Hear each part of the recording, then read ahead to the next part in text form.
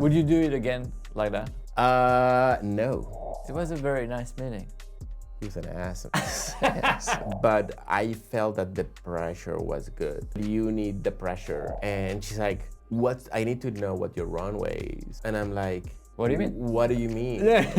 Because we are profitable right now. The person is like, hey, I want to do that. It's like, maybe you should do this. Yeah. And you're like, oh yeah. And so that is so huge. Hey, I'm Augustin, and this is Underdogs, my podcast for bootstrap founders who want to turn their years of hard work into the outcome they deserve. For my first episode, I'm super happy to be talking with Antonio Velasco, CEO and founder of Veevart, an all-in-one software for museums operations. Antonio is the kind of bootstrap founder who made the 0 to 1 look almost easy. He started by providing software to art galleries and then pivoted to museums. And from there, it grew very nicely. But after 7 years of bootstrapping, with client acquisition still going strong, Antonio realized the real bottleneck wasn't growth, it was the organization itself. He felt kind of alone to tackle the next stage of growth. Today, we dig into what it really takes for a founder to let their company scale. How to recognize when you're ready for outside help, how to bring in partners without losing your vision, and what it feels like to do so. And as you'll see, in Antonio's case, making space for a partner he wasn't too excited about at the start. Hi, Antonio. How's it going? Cool, and you? Amazing. Happy to have you here. To My start pleasure. the Underdogs newsletter. Who else could I have the podcast but you? Yeah, indeed. So for the guys that don't know you, can you explain a bit who you are and what about Veevart? All right. So my name is Antonio Velasco. I am the CEO of Veevart. It's a company we started with a very talented group of people around 8 years ago. And so what we do is we're building kind of the best platform for museums and cultural institutions. We provide them with the fundraising, the ticketing, the shop, rentals, all that fun stuff, all the things that happen inside a museum and a cultural institutions that a lot of people only see, their online ticketing or the online membership. We do all the stuff. Cool. Customers do all the magic, make sure that all the cool things happen at the museum, but we take care of the software part of things. Pretty cool. And you kind of forgot to mention that you are the first deal, Hexa Scale deal. Yes. I should have said it. Okay. So maybe I'd say that you started your story bootstrapped. We did. Why did you make that decision? Because we have this crazy idea that companies need to make money. Yep. Call me old-fashioned. I subscribe to that idea. But that was the idea, and I think that it's also kind of cultural. I don't think it's a good thing, but we were taught very little, like in Latin America, it's like you should not owe money to anyone. Yep. So I mean that thing kind of creeps in as you go on and as you build your company, and I think that is safe to a certain point, but then it's okay to ask for help. Okay, and so when building the company, how did you organize it? Because your customers are in the US, right? Mm-hmm. So how did you manage to build it that efficiently? I wouldn't say that efficiently, but thank you for that. So I am originally from Colombia, but I lived in the States for a long time, and now I'm here in France because my wife is French, and it's like the family's here. So when we started the company, we initially started with galleries, and then little by little, kind of museums started to show interest and say, hey, what's difficult? You should do that because that's difficult. And then we went ahead and did that. And so the product started evolving. And then at some point we said, it's like, okay, let's focus on the museums because they are more profitable customers. And they're nicer. Sorry for the galleries, but it's true. After how many years did you make that pivot to museums? I think around year 3. And so that moment that happened. And because I'm Colombian, then I went to Colombia and find talent there. I'm also kind of like very committed to my city, which is Cali, the capital of the salsa. Yeah. Sort of about the dancing. But then started building the company there. We knew that there was good talent.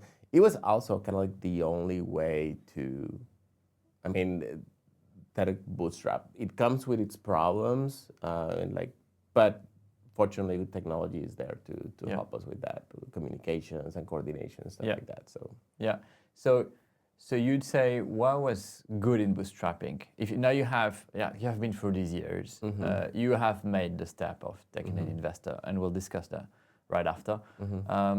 So when looking at it from afar, what would you say was great about it? Well, I think that you always have the pressure of making payroll. Like that's by far the hardest thing. Like I do remember certain months in which I had to take out of my personal money to put into the company. I didn't get there by myself. I got like an initial like seed round from family. Yep. That gave me like enough air to get something running, right? Okay. Also, like people like my wife sustained the entire house like for 2 years. So while I was just like trying to figure things out, and people don't. Yeah. You say it took some time, and it took some time and a lot of sacrifices. Yeah, and plus there have to say like. I didn't know what I was doing when I first started. So, I know. It's part of the game. It's part of the game. Yeah. Would you do it again like that? No. So what would you do differently? I think that it's just I just didn't know how hard it was gonna be. Yeah. And at the same time, it is so fulfilling as a professional, as a person to know like you went and you pull you measure your muscles, you measure your strength, you measure your intelligence. It's hard, but and one of the things that it was very hard is the loneliness of it. Yeah. Because So you're a solo founder. Or I was so yes and no. So I was a solo founder for a while, but it gets to a point where you say, hey, you cannot demand the dedication of things unless you're gonna promise to share the spoils with the people. With the people. And so at that moment, so I don't consider myself a solo founder. Like I wouldn't made it without my technical founders, which were there all the time. Yeah. And they sacrifices their nights and weekends. Yeah, for the company as well. For the company as well. Yeah, pretty clear. And so at some point you started thinking, okay, I have Bootstrap, that has been pretty cool. Yeah. But now I would like to have someone else. Yeah. And what triggered that? What happened exactly? So it's funny because when you get to 500K, you're like, when I get to 1 million, oh my God, that's awesome. Like, and then you get to 1 million, and it's like, it's not awesome. Like, we need to get to 1.5. And it's like, when I get to 1.5, like, and then you get to 1.5. And when you get to like 2, you realize that it's never gonna get easier. Yeah. And that there are, and then you can't help but compare yourself to others. And it's like, how did these people make it? It's like, and you can see now, it's like, oh, this guy made this much ARR, like in 6 months or like in 3 months. And you're like, wait, what? How is it possible? How is that possible? They got what they, like, what are they eating? What are they having for breakfast? And so we, at that point, like you have to recognize your limitations in certain ways. Yep. And so, for example, in my case, I was always kind of the smartest guy in the room, not because I was the smartest guy in the room, because I was the oldest guy in the room. Because like other people were significantly junior, and that was their first job, and they work hard, and we got. But at some point, which is one of the things of bootstrapping is you have very limited resources, payroll and resources. So you hire very junior people, and that's a bit like the only way of doing it. But at some point, you come up and across the room you have junior people, and you're like, oh, this is a 2 million ARR company, and we cannot build it with interns only. Absolutely. Yeah. And people were very good, but I think that one of the things were, like, if I had to go back and tell the Antonio from back then, from 6 years ago, you always want to improve your home, and so you save some money, and it's like, okay, and it's like, if I'm gonna get something, it's my home, so I'm gonna get something a little better. Yeah. And so if I were back 5 years to give an advice to Antonio, it's like, hey, save your money and make sure that the next person that you hire is gonna be better than anyone on the team that you have currently. Yeah. It doesn't mean you have to get the person more expensive, but just by doing that, raise the talent bar. raise the talent bar. And you do that, and you're helping everyone in the team. And what we did for a long time, it was like, no, let's get another intern to help us with this. And no, let's get another intern to help us with that. And I think that now, to me, like when people say, it's like, hey, how much does it cost this person? And people are like, oh yeah, it costs this much plus 1.4 because you have to pay taxes and the computer. And it's like, no. Multiply that by 4, and that's the real cost. Because of the overhead of the team, of everything. And so when you multiply by that, like then that costs you. It's like, no, it's significant cost. So you might as well just get somebody who is going to help your team up their game. So you've done that for these years. You were like, every time, oh, I'm gonna get to this next 500, and you're like, oh, it's not there. It's not easier. Yeah. And so you wake up thinking, okay. If I want to get faster and to the next stages, I might get some help. Yeah. And also, like, you had this syndrome of the smartest guy in the room, meaning like you were not enough challenged maybe by the team and the people surrounding you. So then what did you do? What happened? Then I met you. Yeah, you did. No, so what happens is I don't know what happens in the investor world, but I think that once you cross the 1.5 million in ARR or something like that, people start reaching out. Something happens, but people reach out in droves. I mean, like I had a template that I would send to every investor that reached out to us. It's just like, look, don't make me waste your time. I don't want to, because I could just talk to investors all day long and don't do any work. And so it's like I'm gonna put you. So I had a template that says like, hey, here's kind of like where we are. We're not big enough for you. Don't make me waste your time. I know you want to build a relationship. Let's just not. And I'm gonna do like I'm gonna build this report every 6 months. Yeah, I remember. And you're gonna get it. Yeah. And I'm just gonna say what's going on with the company, like problems and. Yeah, you always had this extremely transparent communication. Yeah. Even when fully bootstrapped, we would receive like that letter, like the report having everything about your company, which it's pretty cool. But you remember the first time we met? Oh yeah.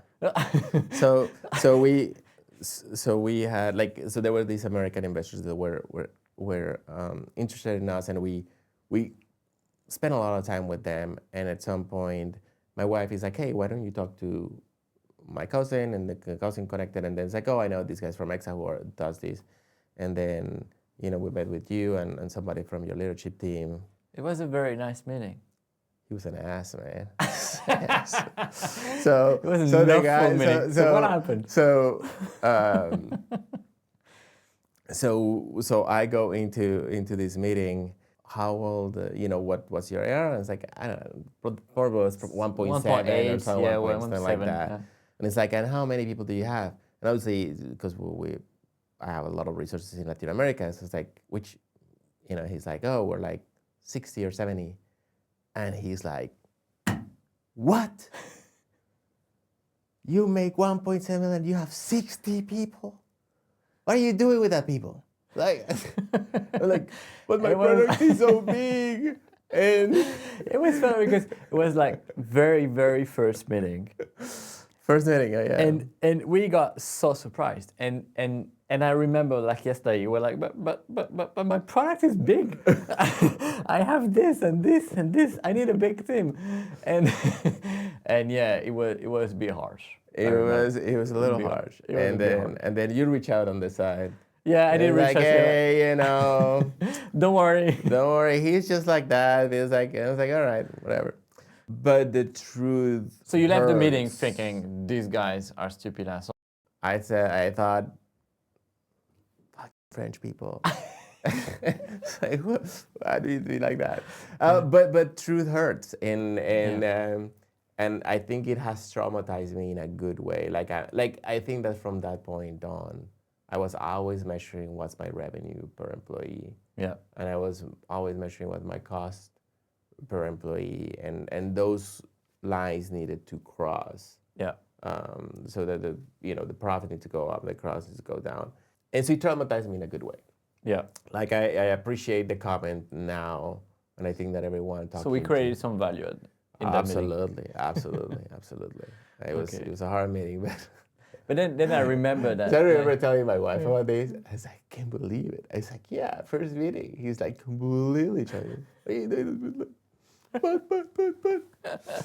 Yeah, and I think I think it was interesting because for us on the other side of the table, it sounded like you hadn't been challenged for a while, and we were like, yeah, okay, we're a bit harsh, but like it's normal. We're asking questions. We want to get to the source of the things, and I think that from what I've seen, I've met many bootstrap founders since then, and I had that feeling that this is something they can miss, like having someone that's just on the side and asking tough questions. Yeah.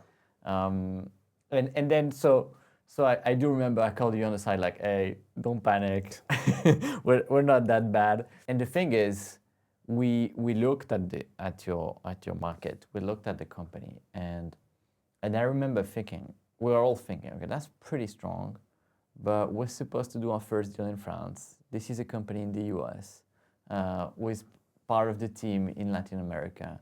How are we going to do that? And it is still quite small. So we're like, okay, let's keep in touch. And then so you remember what happened after? Because I remember the lunch over there. Which is the next part of the story, which is pretty strong as well. But I want to know your take on that one. It was last year. We had like a weak quarter. Yeah. Q3 was a weak quarter. Well, end of the summer. We met like end of August. Yeah. When I told the team, because I think that an important skill is that everyone needs to be able to ask for help and know how to ask for help and recognize that you need the help. Yep.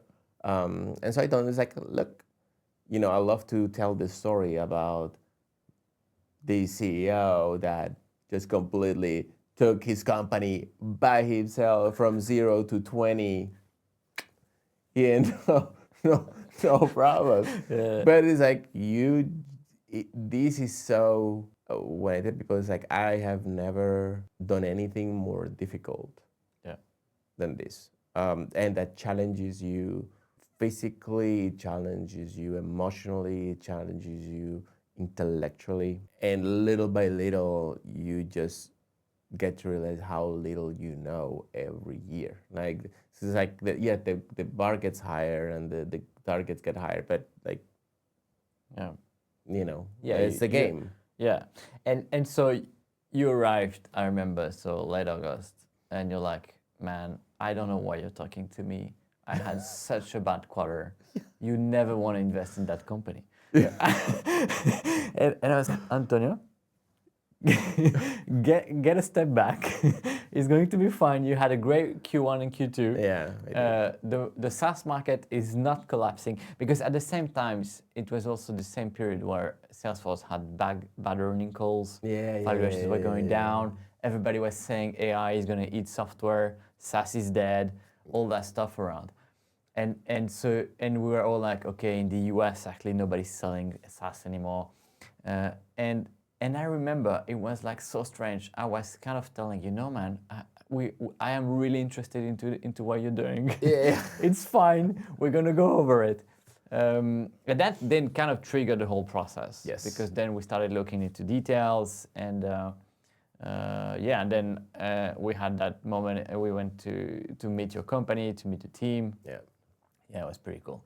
And so, but still, then after all these moments, I remember you had some strong hesitations about doing a deal with us, because the deal has some specifics, and he would have been the first shareholder. And I remember you telling me, oh, we have this cultural thing. We don't want to own any money to anyone.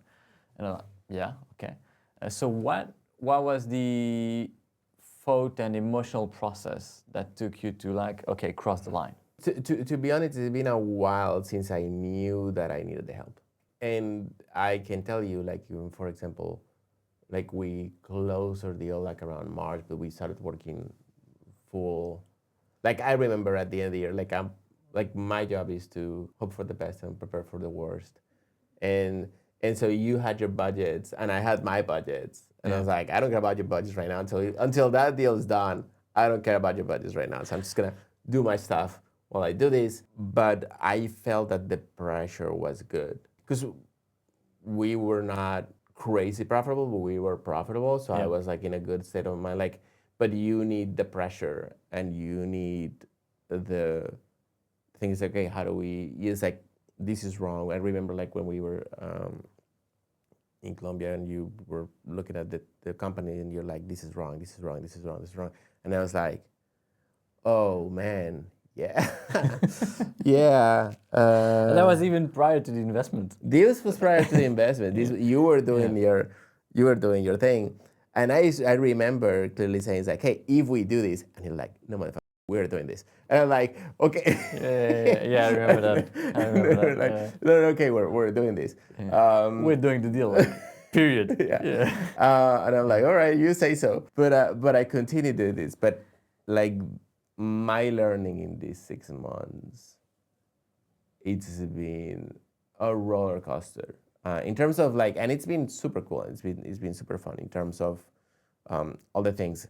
And at some point, my wife says like, oh my God, you're working. Like this has been like really cool because we're hiring people, and hiring just takes such a huge amount of time. It does. And you've been taking a lot of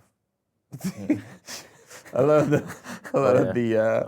the weight on that. So that's cool. But it takes such a long time, and then just like onboarding someone, especially onboarding, who's gonna be your number two and who's gonna be your number two, like on different areas, or the person that is gonna be managing sales, and the person is just having that board and just worrying constantly about the stuff. While the world hasn't stopped, balls keep falling and you keep just slugging all the different things. It is true that we kind of like started acting like if we had already done the deal prior to actually closing it, because I was there in November, and I remember at the time you were discussing like with your team and your CTO the strategy on the product, like going up market, which the market kind of pulled you to, or also having a second product for the small museums. And I remember we were in that workshop and discussing all about it, and we came out with our findings on the market and the stuff, and we say, and we decided together like, no, let's just do only the up market. And that was even before we had drafted an SPA or investment agreement or whatever. And so there was kind of this continuation from after the deal indeed, which is cool because if we hadn't done that, I'm pretty sure. Yeah, you still added value. Yeah, and I think that's the first thing. If the deal wouldn't have happened, at least we would have provided some value to you guys.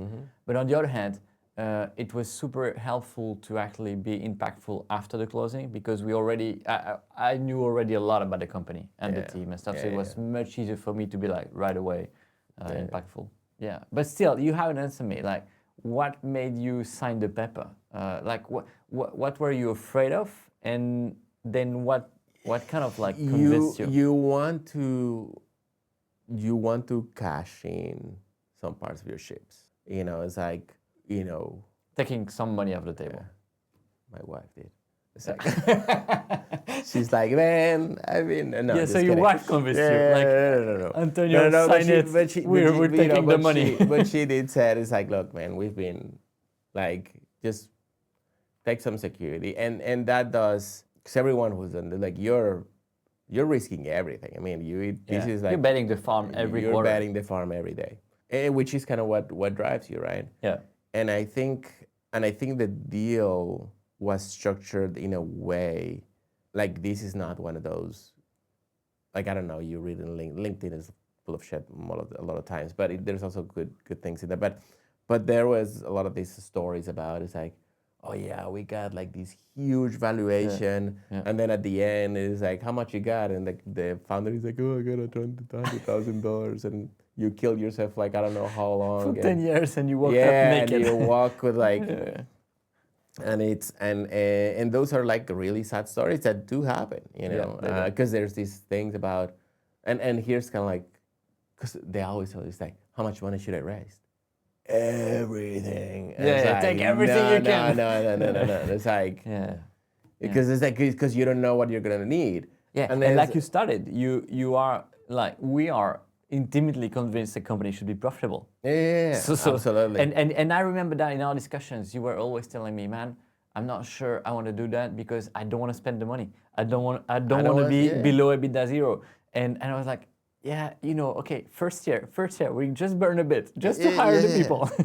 And so it's interesting because I'm having this conversation with the head of product that we're just hiring, and she's like, I need to know what your runway is. And I'm like, what do you mean? What do you mean? Because we are profitable right now. Like we're at zero. Like we haven't invested. Like yes, we did some investments for this, but we're not here to burn all that money. Oh no. And so I'm always looking, and it's like you cannot go. Like you're looking at your bank account, it's like you cannot go below this. You cannot go below this. You cannot go below this. But you know, I'm super admirative of that mindset because for the last 10 years, this mindset has been so contrarian to the rest of the startup world. I mean, myself, I got pulled in the game and I did those VC rounds and I was burning tons, and I feel it was super hard to resist the temptations. And you were always extremely disciplined. Like, no, the company is supposed to be like safe and positive. And I think that's something that brought you here. That and the trauma. And the trauma from like, are you making like, what are you doing with it? So you're saying that something that actually convinced you is securing a bit of cash for yourself? It was securing a bit of cash for myself. And honestly, just the realization that I needed the help. Like there had to be an easier, less painful way of doing this. Of doing it, yeah. It's like, if you're gonna learn all the mistakes just by yourself, like if you take away my books, man, it's like, then I have to learn all these by myself? Like, are you crazy? It's like... You're probably the guy that reads the most books that I know, but that's for another podcast. So you know about that is when you're in mindset, when you're an investor, you are always super afraid that you're gonna cash out a bit the funder, and then his motivation is gonna go down. Oh, that's interesting. Yeah, you're like, okay, and people ask us like, oh, but you're giving these people like millions. What are you sure about that? Like they're gonna go to the beach now. Like this is gonna stop working. And I have sometimes a hard time explaining, no, I know the person for a while now. I see like who he is. That's not gonna happen. But actually I felt you were even more energized.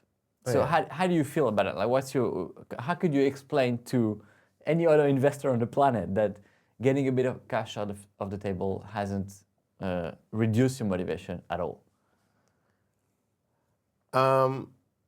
Well, I think that on one side, it wasn't enough money that I'm gonna be like, you know, going to the beach and it's like, not retirement. It's not. It's not money. retirement It's not money. It's not. It's not retirement money. And then I think that you have a commitment to your team, and to your customers, and there is pride in your name. And what you do. You know, one of the things that when you talk to our customers, people they'll tell us like, oh, when these guys are telling you that they're gonna do something, they do it, or they will find a good reason. They will explain to you why they didn't do it, and it will get done or whatever. And I think that, you know, you have to find that integrity in your founders, that you're like, okay, this person is committed, and like this is demonstrated. And I have also the feeling, in your case, but others as well, that when you bootstrapped, at some point you're so much into the constraints of like making payroll and your environment that you kind of forgo that high vision, high ambition that you had at the beginning. and then having such an operation kind of liberates it again. Like you can dream again of doing something big. I don't think that you forego those ambitions, but you do see them as more doable. Yeah. It sounds more feasible. It seems more feasible, and as a bootstrap, you know, one of the things, again, what I was saying is like the loneliness of it is it's a killer. Yeah. Because you don't know, and especially like, for example, like the company, you know, it's an American company, and now we have American staff, but at that moment it was pretty much like a Colombian company. It was a really lonely place to be like, oh man, there's tons of talent that is growing over there, and there's great companies doing great things over there. But yeah, there's not. You're kind of alone. There's not a big ecosystem. 250,000 companies. It's like, no, I think that companies like ours in Colombia, there's probably 100 of us. Yeah. And we're all busy. We're all trying to do and, you know, breaking it to the market and stuff like that. So it gets lonely. And then when you start bringing like top talent, you're like, oh man, I'm gonna learn so much from this person, and I'm gonna learn so much from this person. And then it's like, and now we have like this power team that we can, you know, take us to the next level. So what has changed for you the most since we're together? Like what has been the most impactful? I think that just the ability to bounce ideas, and it's like you're like, okay, I want to get here, and then you have another person who's like, no, but you should be here, and this is kind of where you should. And so the part of recalibrating your ambition, it's a very important part of every relationship, and that is a key piece. Yeah, and it's like, think about it. It's like even for when somebody made an impact in your life, usually it's because that person recalibrated your ambition in some shape or form.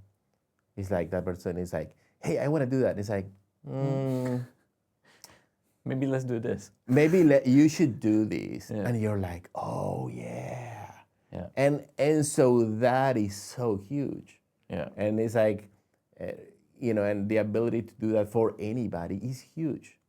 That's not my idea. I heard in a podcast. You know, but that's how you feel about it. But yeah, that's how I feel about it. Yeah, and so you know, we go and it's like, hey, what about this? It's like, how we do this? And it's like, no, we should do that because this will have an impact. And now we're making it real. Like, I think it's one thing to be humble, to you know, bounce ideas. It's another thing to actually help a company execute them. Do you feel like some operational? Oh yeah. Well, so because there's this thing is like, some people, especially some entrepreneurs, like I was afraid of somebody giving me money and then stepping away and come back every quarter. Hey man, where's the error? Where are your numbers? Yeah. Why don't you do this? Why don't you do that? And I'm like, well, fuck off. Yeah. and so that was a fear. But I had been working with you, like, like we said, we started earlier. Yeah, like, you know, we hadn't signed and you were hands in. And then you have skin in the game too. Like the deal was structured in which you as a person have skin in the game. And I think that's definitely a change. And so the ability to recalibrate ambitions, the things like, okay, you know, once kind of like you tell somebody you're gonna do that, you do it. Yeah. You know, you do it, or you have a very strong intensity to say this, and then you share the good ones and you share the bad ones. You know, you don't win them all, and sometimes you know. Oh yeah, I remember 2 weeks ago, you waking me up on a Sunday morning with, we just lost that customer. Yeah, I mean, it's part of the game. Yeah. It's part of the game. And I know, you know, and I was like, hey, you get the bad news when I get the bad news. It's like your Sunday, I got it on a Saturday. It's like no, I mean, and I don't remember where I read it, but it's like the quality of a relationship and a business relationship and a culture is like how fast bad news spread. The faster they spread, the better. I mean, So fully agree. And I think it's part of the game. So we're hands-on and we're there when it's good and when it's bad, fully aligned on that. And on my end, I can say that I was so happy to see that this transition from like you working alone with your technical co-founders to working with us as a majority investor, which can be like scary because I guess people in that position sometimes act like bosses. And I think that transition has been super smooth because there's always like, no, we don't agree on everything. But we have some very, very strong debates and very good bouncing of ideas. And all the projects that we decided to put in place, we kind of been delivering them. And so I think my feeling is that on the contrary of actually like reducing any involvement you had, this has been like giving you a kind of a framework to execute better and faster together. And yeah, it's been super fulfilling. And I would tell you this, it's like, I think that if you think of your investors, so what, I don't know, I can't talk for other entrepreneurs, but I remember when I was an employee thinking, oh, I want to, just want to be my own boss. Yeah. It's like the dumbest thing. you want to create a company because then you don't have one boss. You have hundreds of bosses, and they are all despots. Like they don't have any HR laws or anything. Like they want to fire you, they'll fire you, and they'll like one day to the other. And you see, there's like tons of shit to eat. Yeah, every one of your customers. Everyone is. So if you feel that your obligation to your investors is bigger than your relationship to your customers, there's probably something wrong there. There's something wrong. And even to yourself, to your own vision, your integrity, like you were saying, it's all about that. It's like it comes down to why are you doing this, basically. Yeah, fully agree. But that is super strong because I think it helped us like kind of create that relationship where we execute and we've been hiring the senior executives. I remember the first time like you were like, what? We're never gonna pay such a package to a person. And then like, yes, let's do it. And I think this is, for me, it's super fulfilling to see this transformation from like Antonio saying like, I don't know, 6 months ago, hey man, yeah, that's cool. We'll hire a CEO, but it's not gonna solve anything. And then like, oh my God, we need to hire all the others as well. Yeah. I cannot speak for the rest of the team, but we all needed the help. Like we all needed the help. Because it's like, especially when you're bootstrapping, you have this team. I read the other day about kind of like having this farmer's mentality. And you don't have the resources to build the farm correctly. So at some point you're like yelling at the plant because it's not growing. And the plant is like, I'm doing whatever I can. It's like, I'm trying, and then you're like, but then these things gives you the space is like, okay, do I have the right environment? Do I have the Am right, I set up for success? Am I set up for success or not set up for success? And is it the case for every one of your employees? And is it the case for any one of the employees? Your departments and your employees are they set up for success? Yeah. And so, so I've been thinking a lot about this, and it's like I've been like yelling at this plan because he's not doing what it needs to do. And it's like, I'm the farmer, like, and the plan needs what it needs, and I need to provide it to the other day, and it's not for her to figure it out on her own. Like that has shifted like the way that you think. So it's not the first level thinking that you're doing the second level thinking. It's like, okay, what is that we want to do in a couple of years or in a year at the end of the year? And it's like, okay, is this person gonna get there on her own? Yeah. Yes, no. Okay. How do we bring the help that we need? Yeah, and I think that's at some point when you get to like 2-3 million ARR, it does become a lot of an organizational thing. Like most of the impact you can have on your company is working on the people, like having the right person in the boat. It's like the team is everything. Yeah, the team is everything. One last word about what are you expecting for the next 6 to 12 months? Make your objectives, man. Yeah, good. I agree. No, make our objectives. Make our objectives. That's it. That's it. Let's just do the plan. There's full alignment there.